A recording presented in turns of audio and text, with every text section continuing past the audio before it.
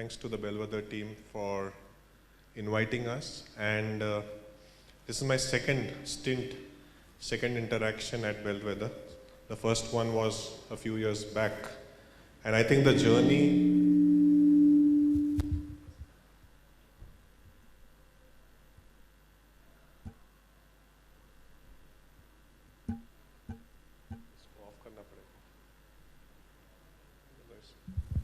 And I think the journey in the last 4-5 years, I think before the COVID lockdown is when I interacted on this platform. And in the last 5 years, many things have changed. So I think the topic, market outlook, is more relevant today in the context of where India is. So 5 years back, the world wasn't as polarized in terms of pro-China, anti-China. 5 years back, the world wasn't as polarized in terms of wanting to be away from Russia, Europe being away from Russia, US away from Russia. And more importantly, after COVID, India's diplomacy as well as strength in terms of being a partner with all the nations at the same time. Because India is also the world's fastest, largest economy and going to be the largest consumer of almost everything in the next 10 to 15 years. We are already the second largest steel manufacturer, second largest cement manufacturer, second largest mobile phone manufacturer. We are already the third largest car market, and we are just 3% of the global economy, right? So eventually, as the fifth largest economy in the world moving towards third largest economy, you can imagine the kind of growth in goods and services that is going to happen. And that is what every large fund manager in the world, every large corporate in the world, and every large country in the world wants to have a share in their overall kitty. So it's no surprise that, let's say, a Saudi Arabia sovereign fund or a Norwegian sovereign fund or companies in US or Europe are looking at India as a destination for setting up their manufacturing base as well as wanting to sell their products in India. With this backdrop, and in the interest of time, since I think I have only about 30-35 minutes, I'll take only 10 minutes to explain the market outlook in the most simplified manner that I could think of, and then I'll open the floor to Q&A because essentially, as I realize, your questions getting answered will ensure that everything that we need to know is anyways part of this group, because those questions which are yours will be common to someone else, and so on and so forth. So we'll keep about 15 minutes for Q&A. I'll take about 10 minutes for discussing what I want to show in terms of where we are. Now, just one question which comes to mind. Equity markets have made a lot of money in the last 15-20 years. What is that one reason why equity markets in India have made money for investors? If I have to ask you this one reason, the one major reason why equity markets in India have given us good returns in the last 15, 20, 30 years. One thing that comes to your mind. Any answers? Superb. Why is this not moving? Sorry. Growth of the economy. Someone said it's like a jackpot you hit, sir. Growth of the economy. So while we fund managers, asset management companies, advisors may take credit for showing you the right products, managing your money in the right way, we, you, me, our money is multiplying in the equity markets because of the growth in the economy. And this is what I wanted to show.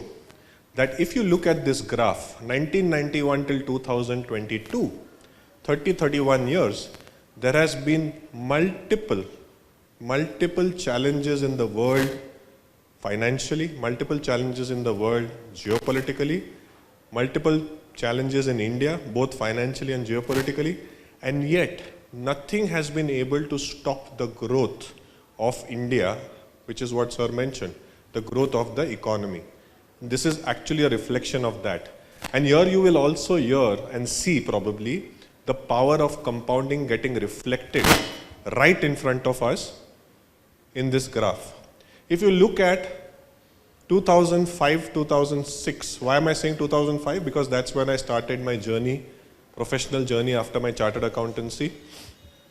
2005, our economy was about 25 lakh crores total. What is the economy? Let's get to the basics. What is the economy? The economy is nothing but the economic activity, the buying and selling of goods and services, which all of us do. Okay? Essentially, if I have traveled from Bombay yesterday, I'm going back tonight to Bombay. If we travel as a tourist to a country, we eat in a restaurant, we spend on goods and services, we buy a car, everything adds to the GDP, everything. And that in nominal terms keeps on increasing. Just about 18 years back, we were just a 25 lakh crore economy. If I go to 2008, we were a 40 lakh crore economy, 45 lakh crore economy. Today we are a 300 lakh crore economy, and just in the last 1 year, our economic activity has gone up by 40 lakh crores. Means the total economic activity in nominal terms which we had in 2008, which is just 15 years back, through the power of compounding, we have added in 2022-23 alone. So you can imagine the power of compounding, that as we grow further, we are going to create even more wealth at a much faster pace. And that, if I have to reflect in terms of a chart, this is 1992 to 2022. This I have taken the liberty to basically assume a 12% growth in India, 6% real growth, 6% nominal growth, and see where we would be. This is an assumption, of course. Sorry, this is not working. Between 2023, where we are roughly around 300 lakh crore economy, 2030 will be a 600 lakh crore economy. So if you believe that a lot of wealth has got generated in India in the last 30 years, and that wealth today in terms of market cap is 300 lakh crores. Our market cap today, to be very precise, is 315 lakh crores, and GDP is 300 lakh crores. As you can see, the value of companies is determined by the GDP, as sir mentioned, growth of the economy. And if the economy is likely to grow this path, then in 7 years, we'll add another India to ourselves in terms of the wealth that is there in India. So if we feel we are wealthy today, in 7 years we'll become twice as wealthy if the past trend continues. This is another reason. So if I link it, why do I say that economic growth is a driver of the returns that you and I make? Very quickly, in the interest of time, economic growth means sales growth. We used to sell 20 lakh cars 10 years back. We sell 41 lakh cars today. Maruti, which is the largest car manufacturing company in India, used to sell roughly 11 lakh cars. Today it is selling 18 lakh cars. It is selling at a much higher average price. So naturally, be it Maruti or Nestle Maggi or detergents from Hindustan Unilever and so on and so forth, you will find the demand improving, which is leading to sales growth. So in nominal terms, the economic growth leads to sales growth. Sales growth leads to profitability growth. Over the last 20 years, you can see that. And profitability growth is the core reason why companies companies' market caps go up. This is essentially the market cap of India. And the next slide is what I will stop. I don't need to talk about anything else once you've understood this linkage of economy with the market cap. A higher economic activity means higher sales. Higher sales means higher profits. Higher profits means higher market cap. And higher market cap essentially is where you and I benefit from our equity investments. And this is depicting the last 20 years. The red line being our economic activity and the blue line being the market value of our companies. If you see, there is a correlation between the two of them. And if you go back to that chart, if the red line, which is our economic activity,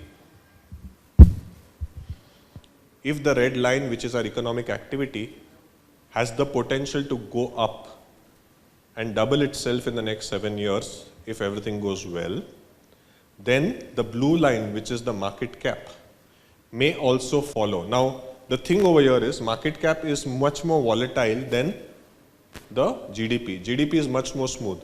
So there is a chance that market cap overshoots, undershoots, right? But in the long run, in the next 7 years, there will be a time where market cap and GDP probably come to each other. And if GDP goes from 300 lakh crores to say 500 lakh crores, or the current $3 trillion to roughly $5 or $6 trillion, then our market cap will also grow from $3 trillion, should also grow, I should say, will is a wrong word, to $5 trillion going by past history. And that is the simple truth. Now the question which I want to pose to all of you who are sitting in this room, how many of us believe, let's do a show of hands, that India as a country is going to demand more goods and services because of the growing middle class, because of the growing consumerism in India, across all product categories, across all possible services? How many of us believe that India is going to demand more goods and services? You can look around you, each and everyone in this room has raised a hand, and I do this in every meeting that I do, and practically be it anywhere. I am in Delhi today, I was in Bhubaneswar last week, Kolkata, Chennai, Hyderabad, Goa. I visited these cities in the last 30 odd days, I'd say. Everywhere the optimism level is the same because people have money and people want to spend on goods and services rationally. I'm not saying that irrationally people are spending. At the same time, the good news is that Indians have started investing more and more in equity assets. And that's where I would like to also point out one more important trait of our market today. Mutual funds as a percentage of overall market cap. When I joined the industry in 2005, even in 2008, mutual funds used to account for less than 1% of the total market cap of India. Today, with the support of all of you, with the great advice of distribution and advisories like BellWethwer, we've seen basically the trust in mutual funds grow. Mutual funds have also learned over the last 25 years. And this number of less than 1% as a percentage of overall market cap today stands at 9% of the market cap roughly. 27 lakh crores out of 300 lakh crores. Roughly 9% is owned by mutual funds, and this number is growing. Foreigners who used to own 21% are down to 17.5%. So you can imagine when foreigners were 21, mutual funds were less than 1%. There was a definite impact on our markets when foreigners used to basically sell. Today, that's not the case, and I'd like to show you with some numbers what I mean. This happened in 2008. Many of us worry, right? We are at all-time high, markets are going to collapse. We have been at an all-time high practically every 3-4 years in the last 30 years that the market has been. And if all of us, with a show of hand, believe that we are going to be consuming more goods and services, this all-time high will keep happening at some regular intervals. It is not every year that we will hit an all-time high because the markets don't have a straight line, but eventually with more goods and services, more profits, more market cap will get created. This is when FI sold 5% of their ownership in 2008, we fell by 56%. Nifty fell by 56%, the leading benchmark. In 2021 to 22, also the same thing happened. Foreigners sold as much as they did in 2008. 5% of their ownership, 3 lakh crores out of 60 lakh crores they sold. How much did we fall? Less than 10%. That's due credit to everyone sitting in this room because unlike in 2008, yeah, please you all can clap for yourselves, because it is the true power of the Indian investor at large which led to our markets not falling despite foreigners selling the way they did. And this is not the end of the story. As we move forward in terms of generations understanding equity, I think this culture is only going to increase.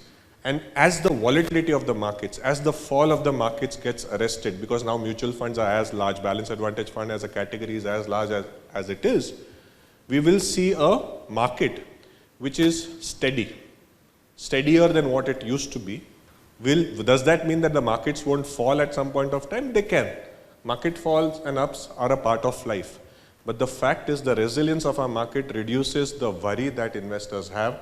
And so the virtuous cycle of 15,000 crore of SIP The Provident Fund Association investing roughly 3 to 4,000 crores a month. That is basically helping our markets to be steady. Now, I have lots to talk, but I'm keeping it short.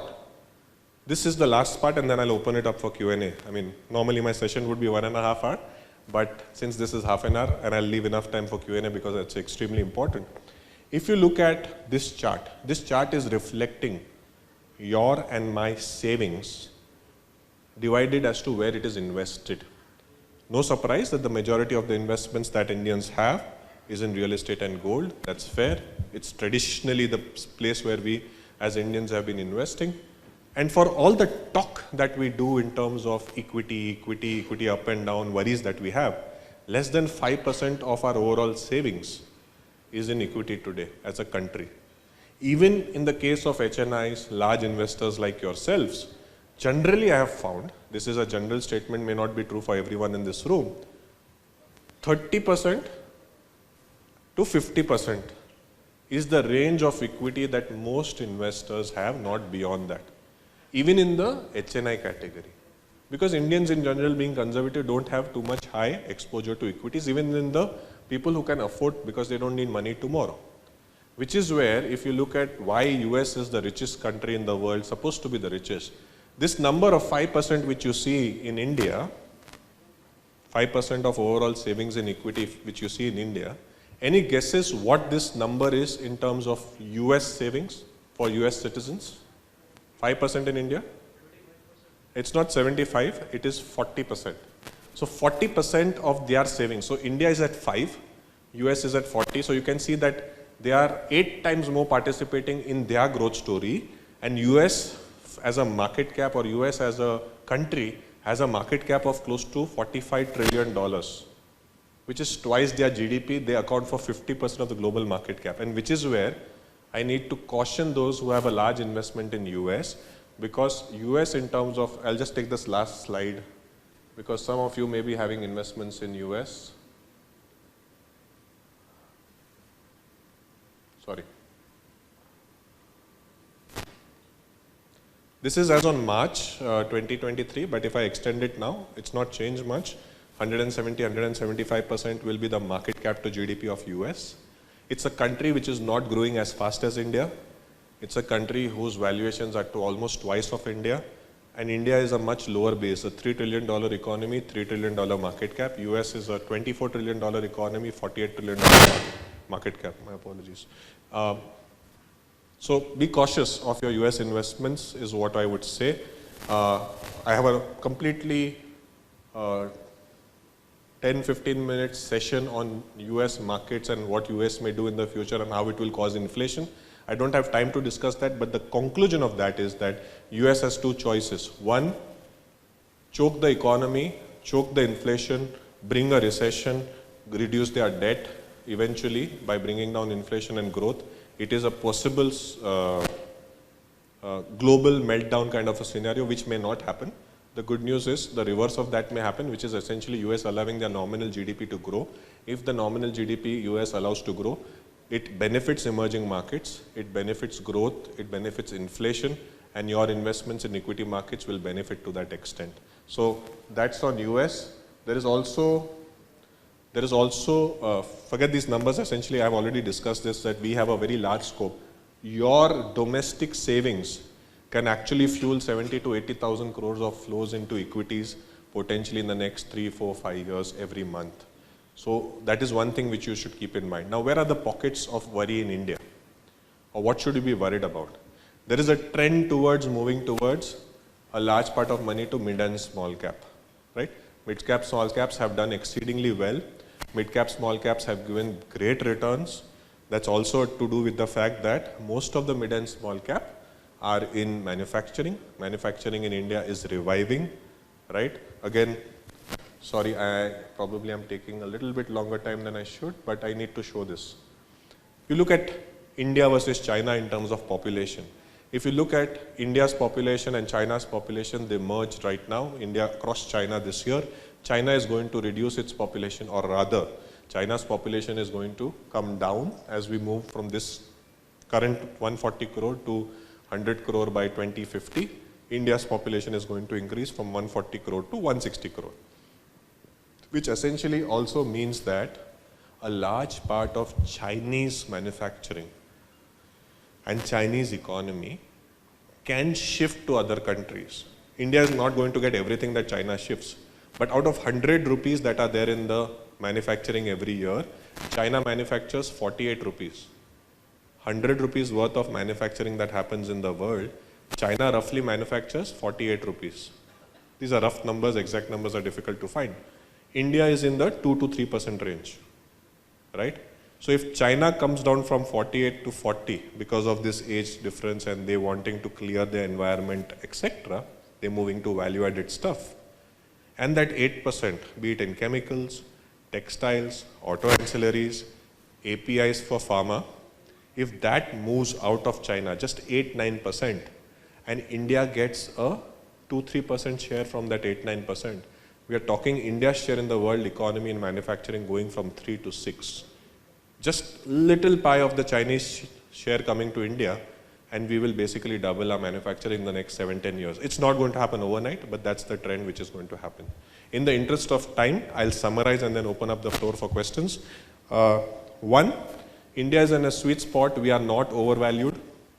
India is in a sweet spot. We are not overvalued. At the same time, in mid and small cap, there is some element of overvaluation. So in your portfolio, through all the channels that you have invested, mid and small cap should ideally not be more than 20% of your portfolio, right? That is the thing which you should take care of. If you have a more than 10-year view, don't worry about where your investments are. If you're not going to look at your investments for 10 years, don't worry. But if you get worried when mid caps have a fall and you then tend to worry about it, then yes, more than 20% mid and small cap can hurt your portfolio. China, while it is slowing down, I don't see a worry of China imploding. US is slowing down, Europe is slowing down, that's a worry for the world. But India is in a sweet spot. There's a lot of money in the world coming to India. You just saw the inclusion of India in the JP Morgan bond index, which will basically bring in $30 billion next year to India in the bond markets, reduces the cost of borrowing for the government of India to the extent, and also means that India is now integrated in the global economy that much more. So ease of funds coming to India, interest in Indian equity, interest in Indian bonds. In Gurgaon, if you look at a lot of the land which is owned, or a lot of the companies which are there, there is a foreign investment partner in that. In Bombay also, a lot of the commercial estates are owned actually by foreign private equity. Why are they doing that? Because they see Indian yields, Indian prices going up, and India is the space where they want to basically make money. So from your money perspective, it is extremely important that you remain invested in equities. Any questions, please? Yeah, hi. Yes, sir. Yeah, okay. Hey, thanks for the presentation. I joined late, sorry. But totally agree with the India shining narrative, and the best days are ahead, by the way, right? India shining worries me because after India shining, there was a change in government in 2000. Sorry, go ahead. But being optimistic, right? So anyway, so see, like the last graph on the population, and you know, that's our reality.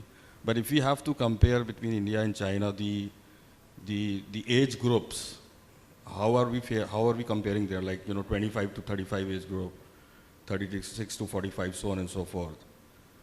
Because I believe any country which has, you know, you have the age group of groups 25 to 35 or maybe 36 to 45, which has the maximum contribution, matters a lot.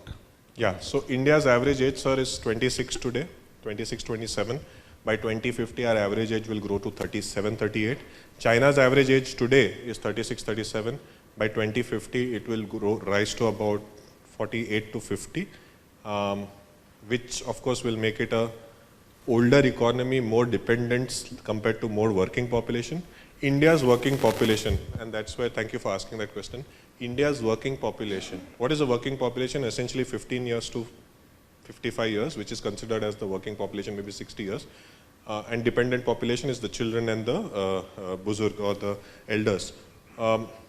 India's dependent population will keep coming down, working population will keep going up for the next at least foreseeable 20 years. India is going to add 2 crore workers blue collared, white collared, educated, skilled, uneducated, unskilled. That's both.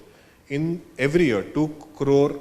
So just the statistics is such that in the next 10 years, the world will see roughly 40 crore more people coming into the job bracket worldwide. Largest being India, 20 crore will be from India. The rest 20 crores will be predominantly from some Asian countries and Africa. Europe is anyways degenerating, right? And China I already spoke of. So India is the space where you have more people. Now the next question which comes generally in people's mind is that wouldn't we be in a scenario where we don't have so many jobs, and will there be a potential civil crisis, or what will our youngsters do when they don't have jobs? Good news is that in the Indian legacy or last 70, 80 years that we see, and there were farmlands where only 2 brothers were required but 8 were feeding off it. The job of this 2 and 8, which essentially means that out of 2 crore Indians, 50 lakh will get a good job. The 1.5 crore will struggle. The job of this 2 and 8 earlier was being done by the father of this 2 and 8, wherein the father used to say, all 8 are equal for me, and even if it is a question of 2 people enough for the farm, all 8 will feed from there. The job will now shift in the hands of the government, wherein the government will say, I am taking care of the rest 1.5 crore by giving them either Narega or some construction jobs or some jobs or basic minimum wage. The rest 50 lakhs will be skilled, highly skilled people who will basically take the load of giving more taxes, and those taxes will be redistributed to the 1.5 crore and in general the weaker sections. So 50 crore Indians, that's the number which is there in middle class, which will be there in 2050. They will basically drive the economy. The rest 100 crores will be driven or supported by the government. These are marginal people who will be living a day-to-day life, so to say, and that is how India will progress. India is not a socialist country where everyone will have an equal. That's not going to happen. So we don't have to worry about this crisis of confidence that where will the jobs come. In fact, the current establishment's focus towards ensuring construction activity, manufacturing activity in India improves at a meaningful pace. If you see last 10 days back, we buy a lot of laptops. I myself had to buy 2 laptops in the lockdown because of my both children requiring laptops for their studies. Desktops in offices, etc. iPads, they were all made outside of India. What the government has said, like phones are being manufactured in India today, make those desktops, iPads, laptops also in India. Everything government is forcing make in India. Defense equipments, make in India. And it is a real shift which is happening, which is good for the long term of India in terms of manufacturing. It does not happen. We've lost 30 years of manufacturing. India in 1995 was 25% manufacturing as a percentage of GDP. If you look at our, is my presentation there? No, sorry. There was one slide in which, take this. That's okay. I have to go back? Just give me. I just want to show one thing in the interest of time. I'm sorry, I'm probably overstretching my time. But yeah, this is essentially our markets. Apologies, it's not too legible or readable, but if you look at these 1986 to 2022, I've just tried to plot the Sensex companies as they were. And this is in the context of the manufacturing part which I was speaking. Look at 1986 and 1996. Predominantly are Sensex companies, which means the 30 biggest companies in India were manufacturing. Built, which probably has gone into BIFR equivalent today, papers, Bombay Danks, that is basically textiles, Grasim equivalent, which was Indian rayon or textiles. All of these are essentially manufacturing led. No banks, no IT, and no pharma. It's essentially manufacturing, manufacturing, manufacturing. This was India of 1986, 1996, wherein manufacturing was 30% of GDP. Then of course the rise of China meant that it was easier for Indian corporates to import from China, label the product here and sell it. We became traders for manufacturers. It hurt us meaningfully because we were importing everything. And the contours are different today in terms of the outlook. So we will see our manufacturing rise manyfold in the next 10 years. We have better ports, better roads, better policies today. And that is what will lead to better job generation also. So what you mentioned about age gap, China is aging faster. India is still a very young country. And the challenge for any government in India is to ensure that you have enough construction, manufacturing, low-end jobs so that the economic activity in India remains stable and the civil fabric of India also remains stable. I'll take two last questions in the interest of time. Yes, sir. Yes, sir.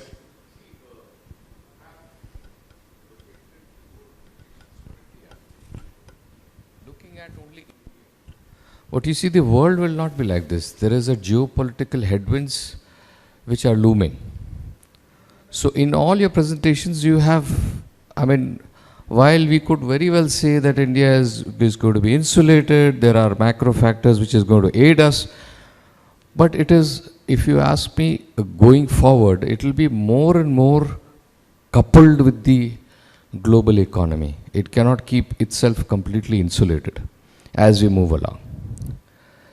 Good question. So, I mean, the graphs that you show is highly optimistic, but you should have factored certain risk factors. This is number one. Number two, while we are all gung-ho about manufacturing, the manufacturing 10 years before and manufacturing of future, there are two distinct worlds. 10 years more labor intensive. 10 years hence, you have artificial intelligence, you have machine learning, you have blockchains, you have technologies which will not promote addition of manpower to manufacture a certain product. So while the assumption is that more manufacturing would lead more employment, may not be entirely true. That's true. I agree that it may be the case. And to the first part, like I said, there is a certain history of last 30 years that we are seeing. And based on that, I did project a steady 12%. It is not going to be steady 12% every year. But just to showcase that even if we don't take 12, we take 10, and it will not be a straight line, but it will still be a smooth line. There is growth that India will achieve, and you will participate in that growth. As far as manufacturing is concerned, yes, artificial intelligence and all will come into play.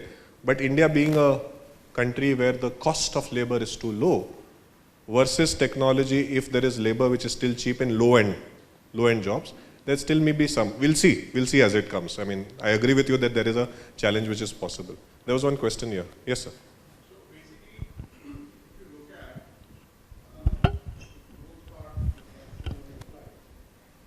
there is another angle that is coming around, which is more to do with the ESG aspects, right?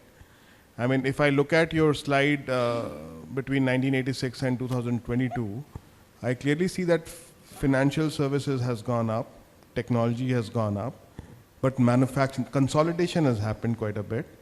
But overall, if you look at manufacturing has really gone down quite a bit, right? So this is a clear data that you're showing on 1986 to 2022, how the thing is spanning actually.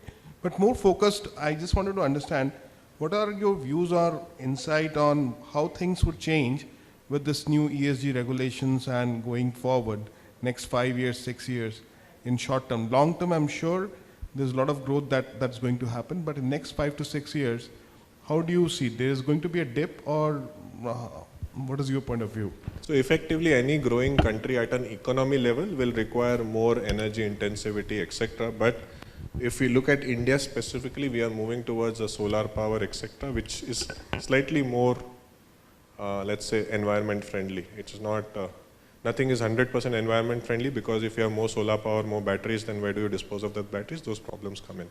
But as far as your question on ESG impact on companies, we have this view because we also have an ESG fund, and when we are looking at that corporates, which in India, corporates always had a strong policy as far as they are, I mean, governance, if some corporate was strong, it basically led to growth in their business significantly. We saw that in tech. We've seen that in good banking companies, as you mentioned.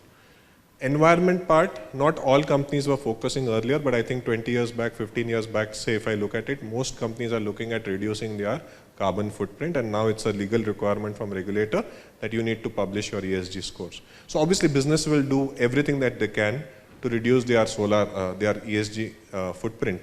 That will not have a very large impact on their profitability, because incrementally it's not a very big disadvantage as far as profitability is concerned. In fact, I do believe that any company which is high on ESG can actually lead to a significant growth and sustainable growth, and that's where the value creation in those companies will be very strong. One last question I'll take in the interest of time. Yes, sir.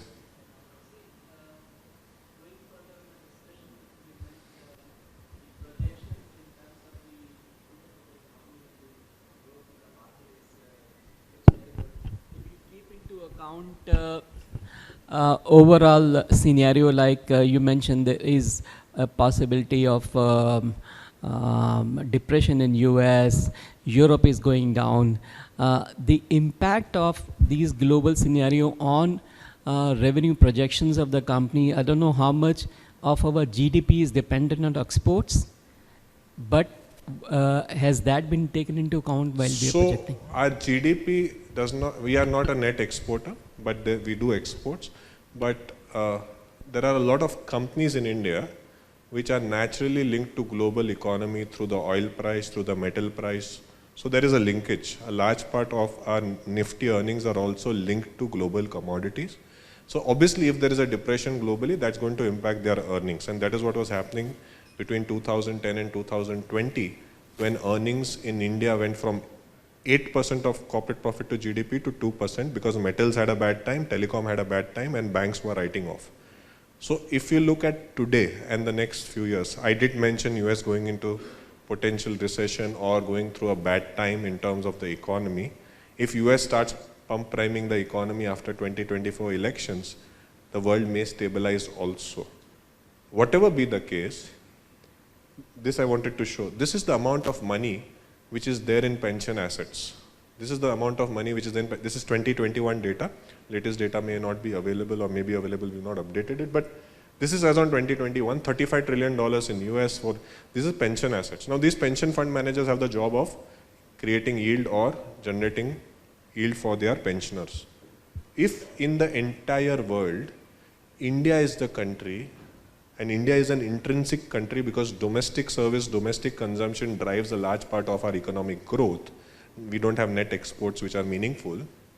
In that scenario, also if there is a global depression, oil prices come down, metal prices come down, India is a large consumer of metals, oil, etc., which is good for the economy, not good necessarily for the nifty earnings. Okay? So there's a dichotomy there, but the economy becomes stronger.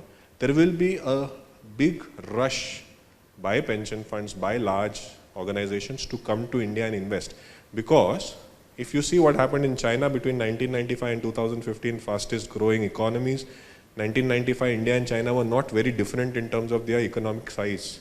China grew so rapidly that it suddenly became second largest in the world with $18 trillion of GDP. India is $3.5 trillion.